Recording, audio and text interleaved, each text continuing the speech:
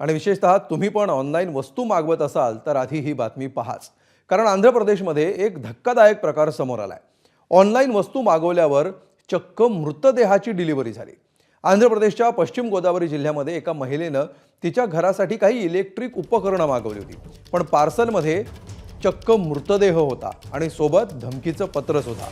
मृतदेह पाहून कुटुंबियांनी पोलीस स्टेशन गाठलं आणि मृतदेह शवविच्छेदनासाठी सरकारी रुग्णालयामध्ये पाठवून देण्यात आलाय।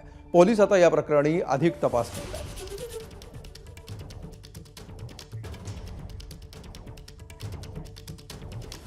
पुढची महत्त्वाची बातमी येते आहे आंध्र प्रदेशातल्या पश्चिम गोदावरी जिल्ह्यामध्ये उंडी मंडलच्या येलांगडी गावामधली ही धक्कादायक घटना आहे।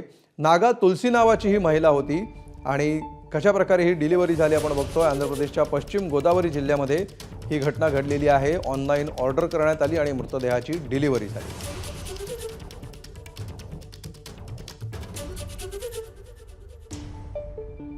ही धक्कादायक घटना आहे उंडी मंडलच्या येंदागंडी गावातली।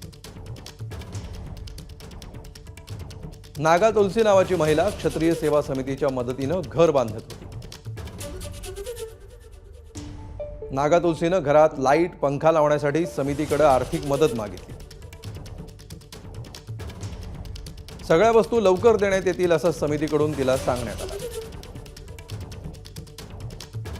गुरुवारी रात्री नागा तुलसीच्या घरी आलेल्या पार्सलमध्ये चक्क मृतदेह आढळला। पोलिसांनी मृतदेह ताब्यात घेतलाय आणि आता पुढील तपास सुरू करण्यात आला।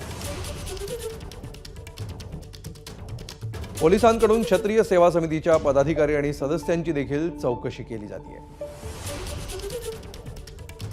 मृतदेह असलेल्या पार्सल सोबत असलेल्या पत्रातून 1,30,00,000 रुपयांची मागणीही करण्यात आली आहे। मृतदेह 45 वर्षांच्या पुरुषाचा आहे आणि हा मृत्यू 4 ते 5 दिवसांपूर्वी झाला असावा असा अंदाज आहे।